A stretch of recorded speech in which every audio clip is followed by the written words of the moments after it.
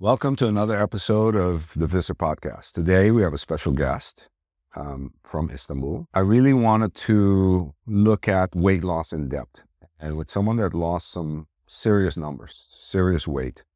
So I think key factors here will be what was the trigger, what turned the switch for him, because we know that willpower doesn't last. You're going to start January and by March you give up. So we have to look at a little further, and I have a whole episode on this where how the brain works and how we create new habits, how we get rid of old bad habits. Go back to that episode, look at that, because the brain plays a huge role in this. We're going to be talking to Hakan. Introduce yourself just Hi. a little bit. My name is Hakan Sevikos. I am a Turkish guy and 43 years old right now. Okay. And I'm a businessman Yeah. in Istanbul and Dubai and London. Mhm. So always traveling around. Yes. And I have a family, 2 kids here. Right. So we're living here. Yes. And last year I decided to start this diet. And the reason that there are actually several things that happened. First of all, the last time that I weighted, it was 101. And after that, maybe even And how tall are you? 176, 176. Okay. And So that's a lot of weight for you. yeah. And after that, also a couple months, I continue eating. So I don't know, maybe it was 105 or something like that. Yes. So how I was feeling is that I couldn't even bend and lace my shoes. It was very tiring for me to take the stairs. Yes. And I also took some tests during those days. I went to a doctor in Dubai and he said I have to lose weight immediately, otherwise I will have issues. With the heart, Yes. strokes. Yeah. Yeah. And as I said, I'm right now 43. So I have 2 kids. So this was one of the main things that I started to think what would happen if I continue living like this. Yes. So he gave you like, if you don't do this, you're going to die. Yeah, kind of exactly, speech. exactly. I started feeling that way. Yeah. And also my life standard, the quality went down. Down. How long were you at that weight? How long did you have a lot? Well, your I whole always life? had weight problems, Okay. but this was the top. Yeah, and sometimes I was like 85, 90, then I was dropping to 80. So it was okay. Yeah. But then it happened like this. Right. So I didn't like the things that I wear on me. So I was not taking care of me.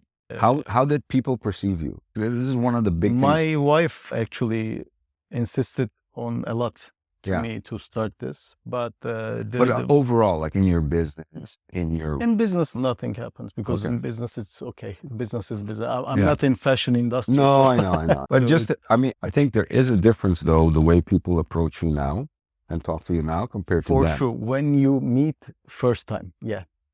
with the people that you already know, nothing happens. They also say that how nice that you have Yeah. done this, and they appreciate. So I was okay.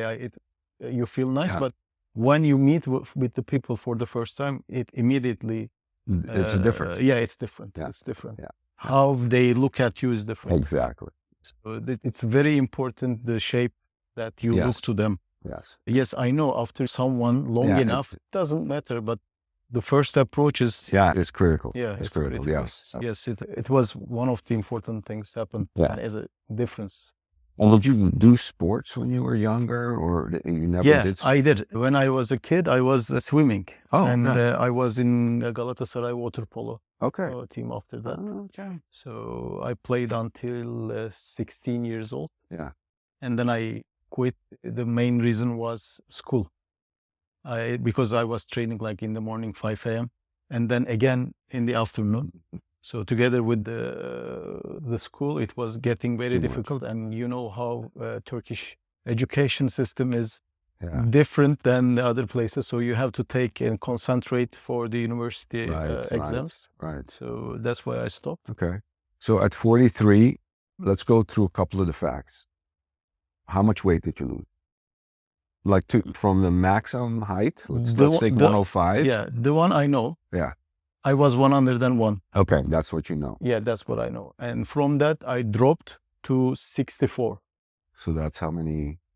I think 37. 37 37 kilos. kilos. Yeah. That's a lot. Yeah. But to be honest, I didn't want to lose weight after 70, Okay. 72, 70. Okay. But it continued because Right. maybe that's because of the time, because I started 1st of September 2022. Yeah. And then I finished this in June 2023. So exactly 10 months. 10 months. Okay. Yeah. 10 months, it's 37 Yeah. kg. I usually say it takes a year, like for Yeah. that amount of weight, and you have to lose it slowly. You can't lose it No, I lose it slowly. slowly. In the beginning, it was like Quick. 8 kilos Yeah. in 1 month, but then it started to slow down. Slow. And you didn't do any testing on your thyroid or your hormone? No, I didn't. Okay. I didn't. Which is what I would suggest to anyone to do that, because you were lucky you didn't have issues there. But if you have issues there, weight loss becomes almost impossible. You're going uphill because your body is just not increasing its metabolism at all. Mm-hmm. So the trigger that you had were your kids. Is that the main trigger? The family, yeah. The family. It was like, I need to live Wife and longer. kids, yeah. I need to live longer. And also, as I said, the life quality. Yeah, your quality was bad. Very bad. Yeah. And I was waking up always having some tired feeling in me. And, tired all the time. Yeah. I don't want to go even take the stairs just with the elevator, because I didn't want to walk anywhere. Yeah. I didn't like the things that I wear. So I was not taking care of me at all. So the life quality was very poor. So these two things were the main triggers. The main triggers. And when I started also not being able to bend and lace my shoes, it was, Okay. I said, okay. And my wife also, a very important part, because kept pushing you. Yeah, she kept pushing me, and also she find one guy that I can take some advice. Okay. In the so beginning. You went to a nutritionist? Yes, I went to a nutritionist, and he's okay, because he said in the beginning that it's okay. You don't know how to do this, what you are going to eat. You don't know now. Yeah. So I am going to teach you. Yes. So you can, even because I said that I'm having too many meetings outside. Yes. Okay, dinner meetings. I'm traveling all the time, so I don't have a proper home setup for the food. Right. So he said, okay, don't worry. Take the menu photo every time you go somewhere. Send it to me. I'm going to tell you what to eat. Oh, wow. Yeah, so in the beginning, we started that way. So he said, okay, you can eat this one, but take these ingredients, tell them to take it, and put this one. So that's the main, because you told me this, the main idea of your nutrition was up the protein, decrease the carbs. Yes, exactly. And what did you do for carbs? Like just vegetables? So you were yes, I was just taking several vegetables only. The rest also, I was not only allowed to have green salad, but no tomato, because it's allergenic again. And cauliflower, broccoli, asparagus. Yes. And that's it basically. That's it. And then you were eating meat, just chicken. Yeah.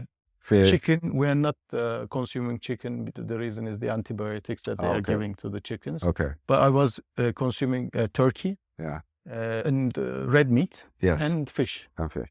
Okay. And what about drinking? Did he tell you no more sugars? Yes, nothing to drink. Just tea, coffee, and water. Even no sparkling water, because the acidity, it makes your stomach to get a little bit swollen, bloated up. So maybe you can feel more hungry when you have acidic drinks like Coca-Cola, mineral water, or something like that. So everything was off. Oh, wow. Yeah. And for how long? 10 months. I didn't drink anything. Yeah. Just water, tea, coffee, no sugar. No sugar, zero. So no rice, no potatoes, no... Rice every 4 days. 1 cup. Scoop, 1 cup. 1 cup. Okay. Every 4 days. No pasta. No, nothing. Just no rice. Sauces. Plain, no. Okay. Nothing. So that's pretty hard. Yes. That's a hard. Yeah. Did you feel hungry all the time?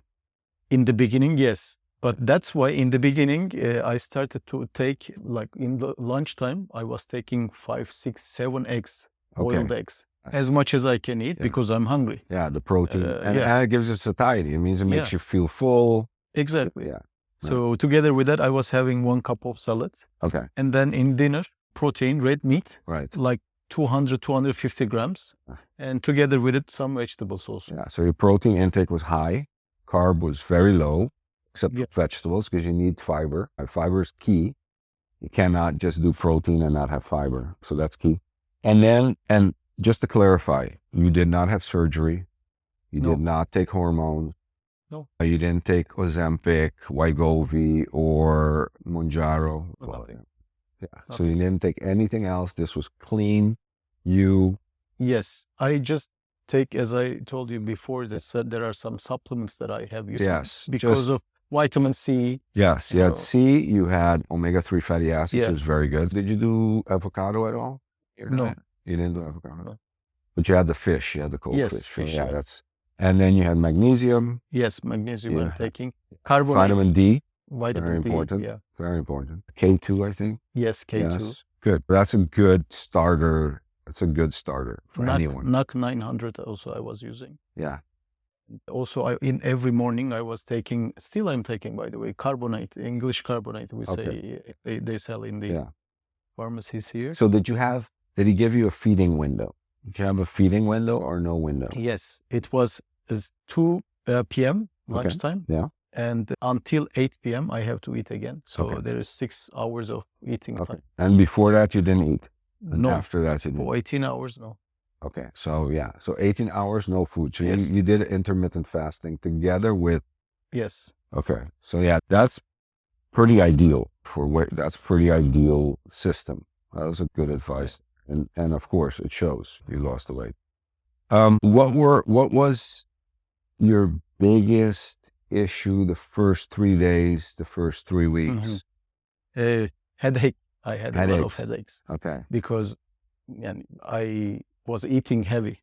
Carbs, So a lot of carbs. A lot of carbs, sweets. Sweets. Yeah, I like sweets. Yeah. Every Turkish person likes yes. Growing up with sweets. Like baklava. So I was eating heavy. Yeah. And also I was drinking alcohol. Yes. So all together, then when you stop it at once, you are craving, you need food.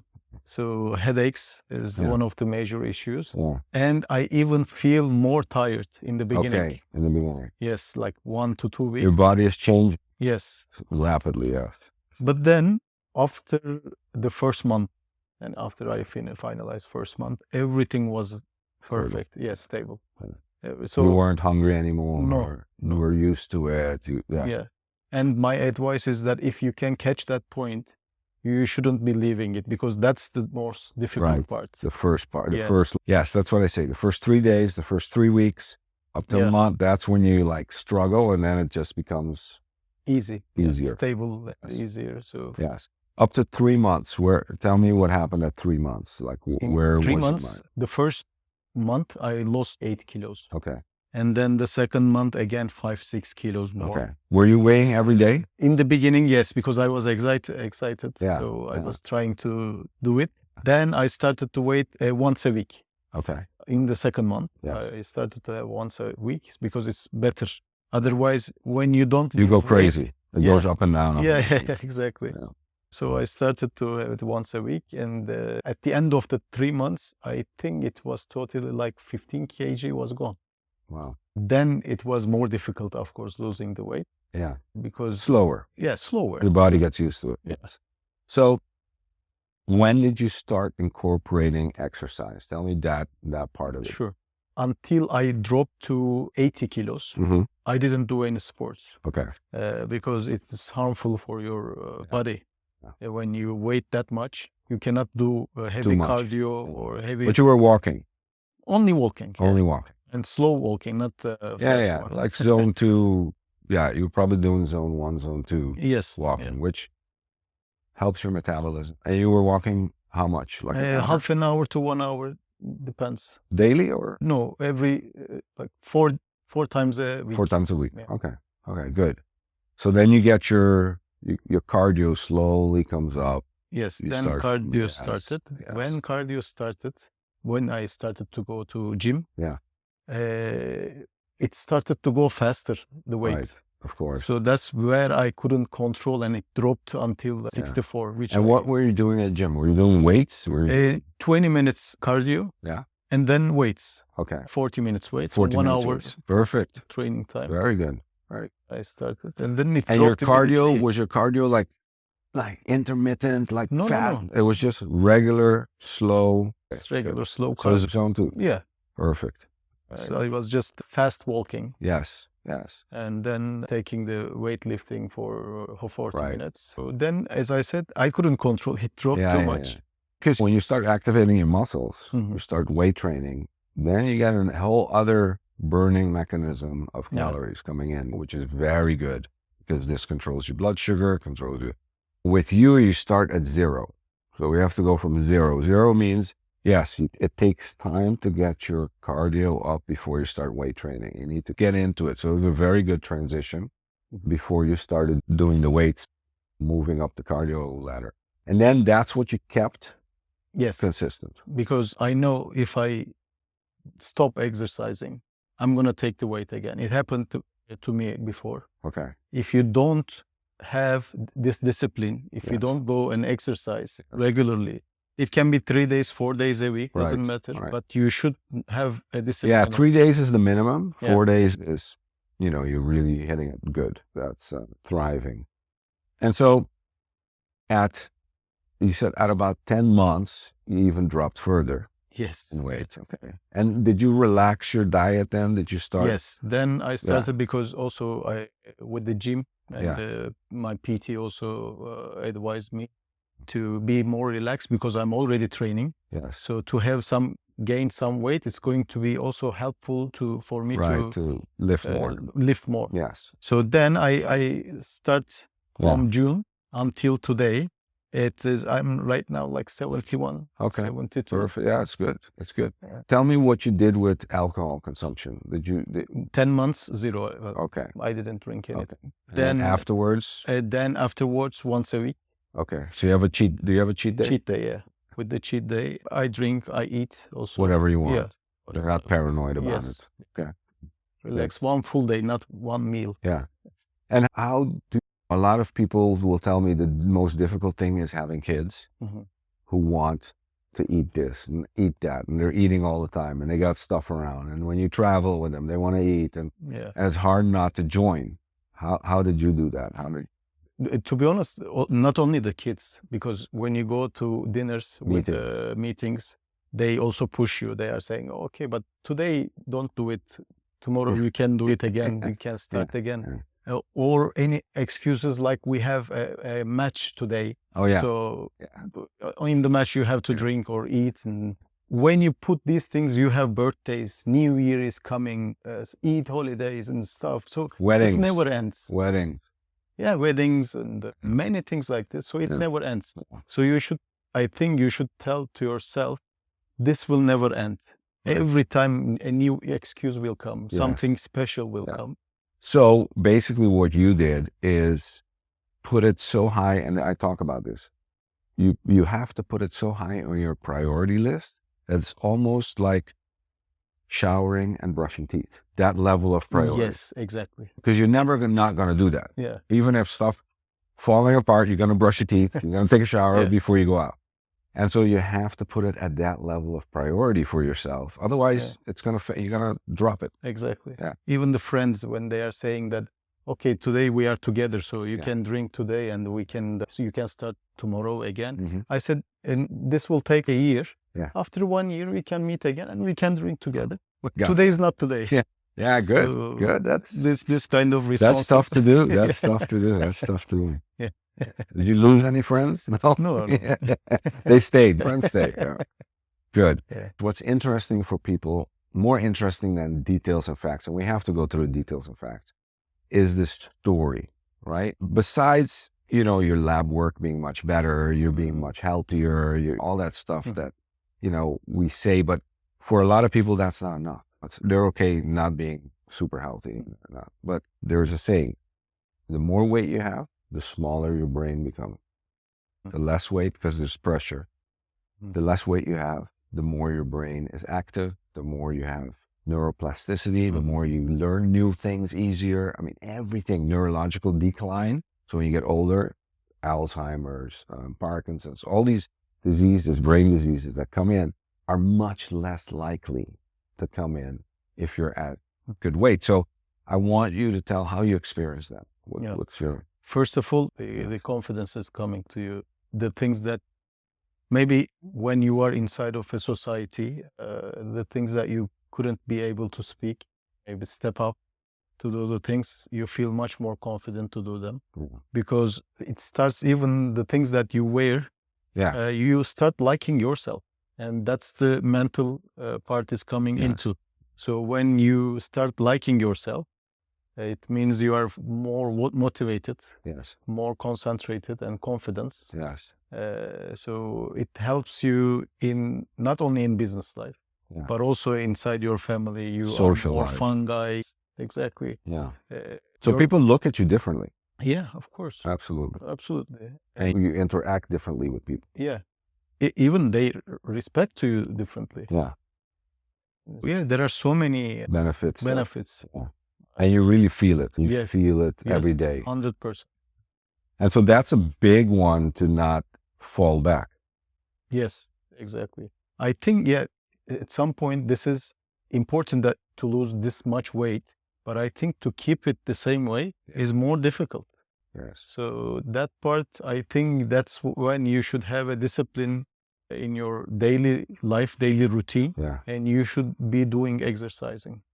That's the key point, I think, because after, what's going to happen when you go back to your old life eating habits? Because well, you can't. You really cannot go back to the old eating habits. You cannot. But if you don't do exercise, it goes. It will go in time. Maybe it's not going to be 100 kilos again, but maybe it will go to 90. Yes.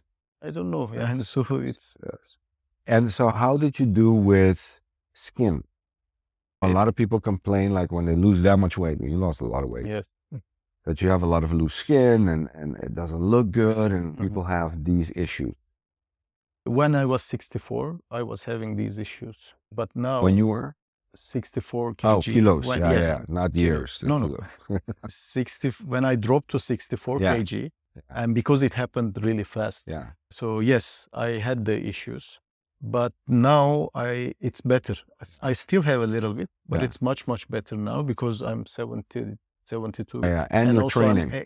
Training, and training started like 6 months almost. So it helps you to recover. Tighten up. Otherwise, they suggested me, when I was 64, they suggested me to go to surgery for that. Some people may need it just because their skin type.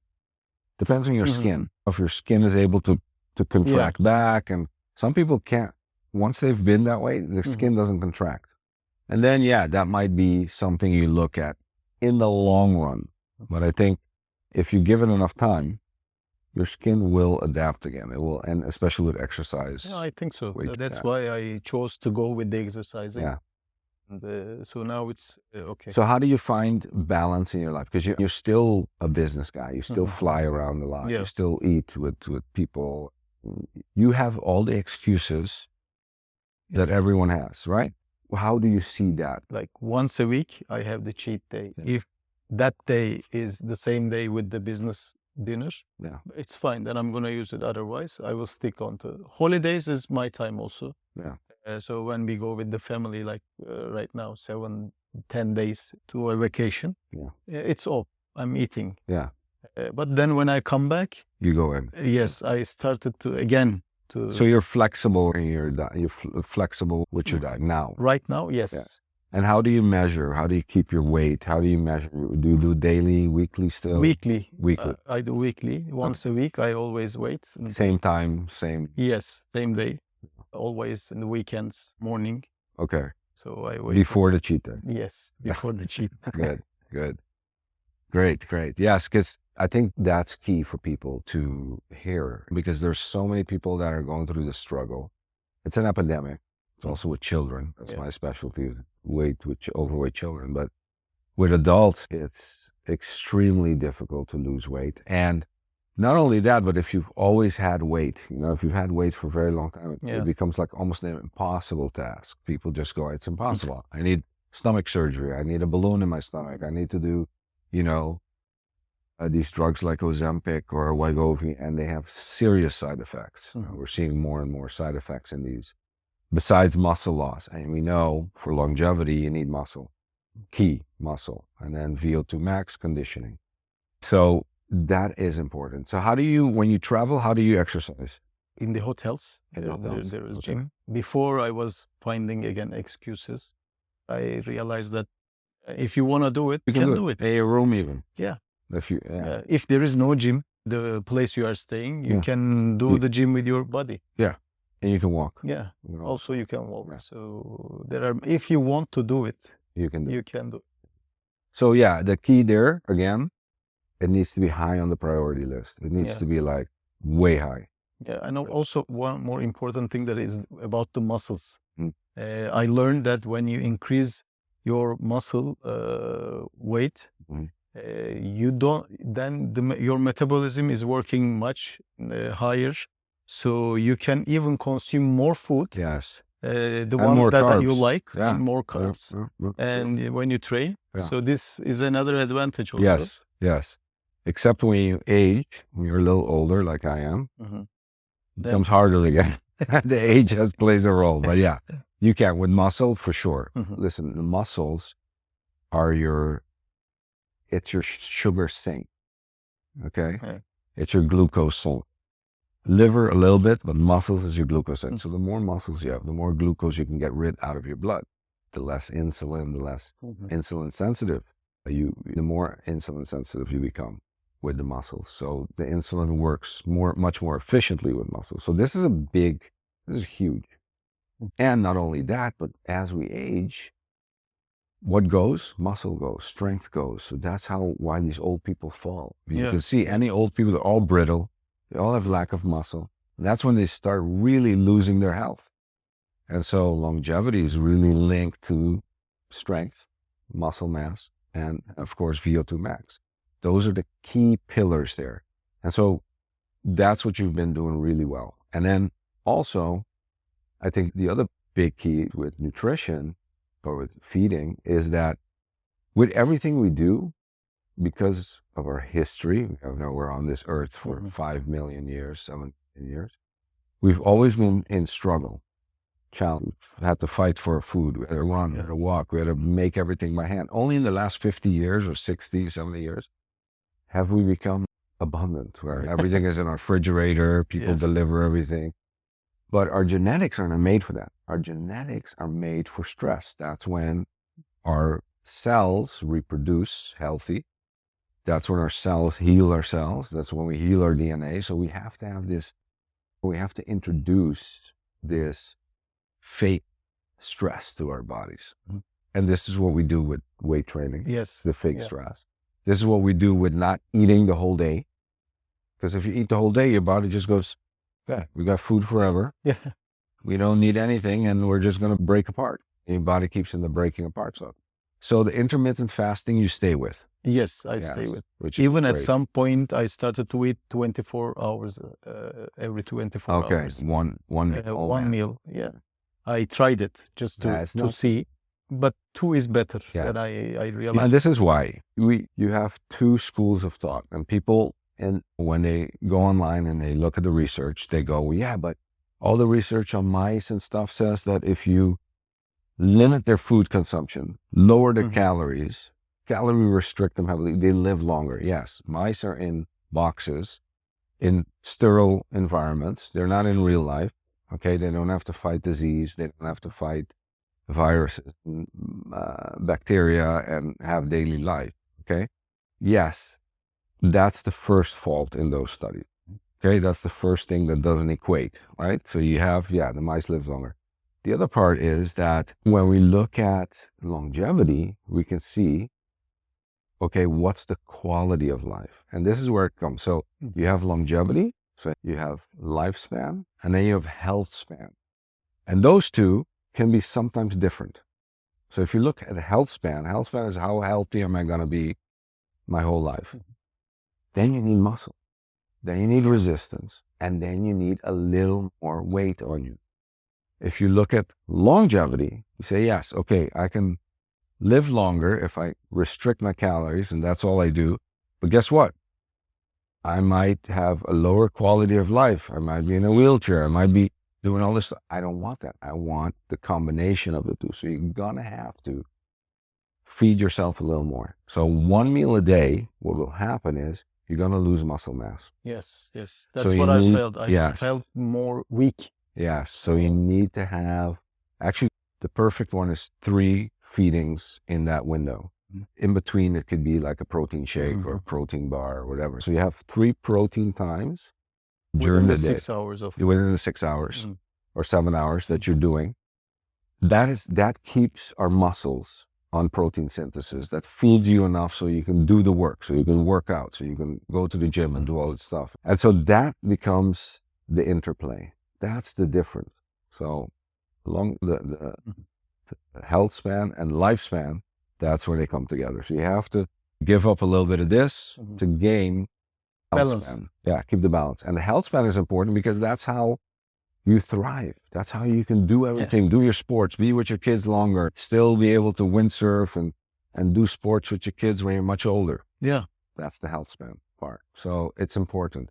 And that's where I say they don't contradict each other, but you have to read between the lines and saying, okay, where's the balance that I do that? So OMAD for me, I know David Sinclair, who's the guy in longevity in Harvard, he does OMAD. But you look at him, he's frail, so it is that thing. It is like, okay, you need the protein, you need the 3-time feeding because you feel it. You can't perform in the gym, you can't keep your muscles. And the biggest thing that leaves your body when your age is muscle mass goes. You're just holding on to it. After 40, you're just like, Yes. Even if something happens to you and you get into the hospital and they keep you 3 weeks, they keep you a month in the hospital, not moving, your muscle mass will go. And to gain it back is almost impossible at age. So these are the things that you have to protect yourself for, which mice don't in the research. That's the big thing. So yeah, this is great. It's very enlightening. I think you did a perfect job. The only suggestion I would have would be to really do the thyroid exam and the hormonal exam, because that can, depending on what age you are, that can be off. And you need to have that straight so you're not fighting yourself. You were lucky.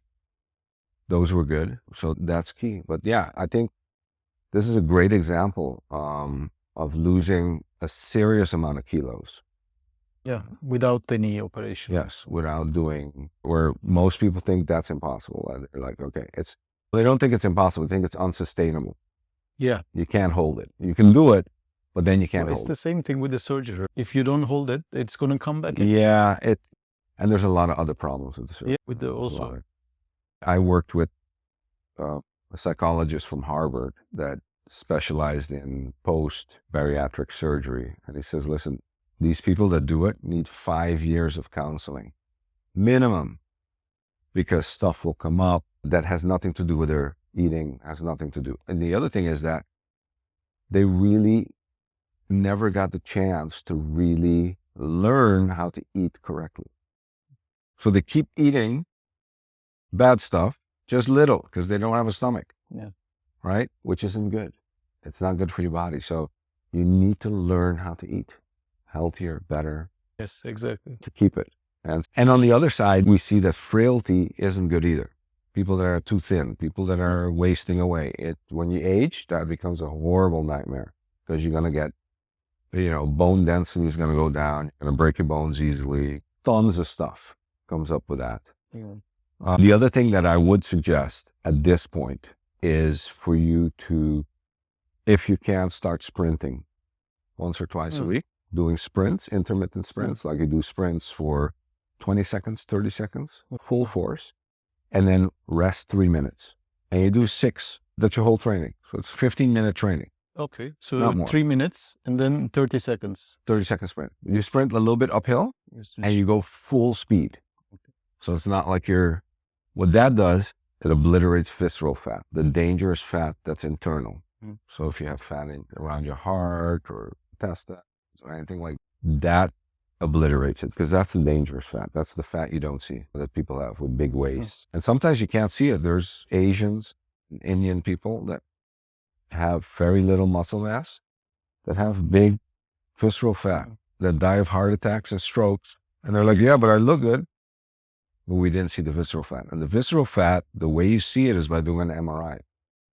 It's very hard to measure it. You can't see it on BMI. You can't see it on waist. You cannot see it with with a DEXA scan a little bit. That's the closest you can get. But it's something that's invisible most of the time. And doctors don't even see it. But it wreaks havoc. It's metabolically active in your body. And it's basically the overspill that stays in. I have examples of this, of people that look very good. There's one guy that was a patient of Dr. O'Mara, and he was a long-distance runner. He would run 50 miles a week, 10 miles every day. It's long. It's 20 plus kilometers. And they took an MRI. He had visceral fat. This guy could get a heart attack, could get a stroke, and he thinks he's super healthy. He runs like a crazy guy. They stopped him running, started him on this sprint routine. Visceral fat dropped 30%. Oh. Amazing. And he got more muscular. He got more less frail. It is one of the things I think you could add. Now that you're set, your training is good, your cardio is good. You do this twice a week, you go to the next level. And so that's a big plus there. And then, of course, vitamins, nutrition, you have to keep that stable. Vitamin D is very important to keep doing. Omega-3 fatty acids, key. K2, magnesium, yes. So you're on the right track. You're on the right track. Thanks. Congratulations. I'm going to show you, I've showed already, but I'm showing again the before and after picture. Because people need to see this. People need to, when I lose weight, people go, yeah, but you're always like active. You're sporting. But it's still hard for me.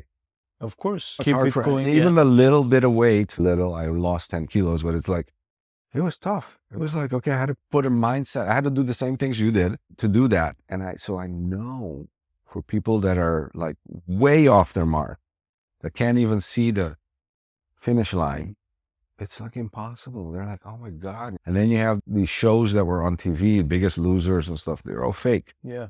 Where it's not real. These people are fat again today because it's crazy. This is the other thing. The biggest mistake a lot of people make, and I want to go through this, is they will start with zone 3, zone 4 cardio. These are the people on the treadmill running. Or they're on the, sweating, running. Okay, first of all, it's junk cardio. Okay? Because if you're doing zone 2, you're activating energy release from your body from fat cells. But it's only zone 2, steady state. If you go up, it goes to your sugars, the food that's running in your body, the food that you ate, the sugars in your blood, that's what it takes. So it's not going to help you lose the weight. It's not training your body to take fat as energy. Okay? That's one. Second thing is, if you're doing zone 3 and zone 4 cardio, guess what's going to happen? When you're done, you're going to be hungry like a bear. You're going to be super hungry. So these people go and they do this cardio and they're sweating and they're in the gym an hour long. And then afterwards, they are so hungry, they eat a horse. They can eat anything. So it works totally counterproductive. Totally counterproductive. And so this is the big mistake. It's an obvious one when you look at the science, but for people, it's not logical. If you look logical, you see you walking on a treadmill, go, the guy's not going to lose weight. Yeah. You see the other guy sweating, going crazy, you go, okay, that guy's going to lose weight. No, you're going to lose weight. He's going to gain. Yes. It's good that they taught me this in the beginning. Yeah. Because your instinct and your thinking is, I have to sweat. I have to make a sweatsuit. You see those people with the plastic suits? Yeah. It's not that. It's not that. Also making a lot of stress, I think, to your body. What do you do about your abs? Do you do abdominal trainings? Yes, of course. Yeah. Every training, a couple of times a week? No, as I said, I'm working with the PT. So we have a training program. Routine. Every day it's different. Okay. Where we are exercising. Yeah. So each part of the body. Yeah. Yeah. Okay. All right. Good. Great. Awesome. Congratulations. Thank you. Keep it up. And I do this to motivate people, to really get people to see that it's what's possible, that it is totally possible. You can do this. Absolutely. Not easy, but yeah, possible. Totally possible. And once you're there, it's easier to hold. Yes. You're getting so much positive feedback. You're seeing how your life's changed. That is the motivation to keep you there. That really motivates you through to say, hey, I'm staying here. My life is so much better now than what it was. I don't want to go back there. Yeah, exactly. Thanks. Okay. Thank you. Great. Thank you for having me. Super. All right, cool. That's a good.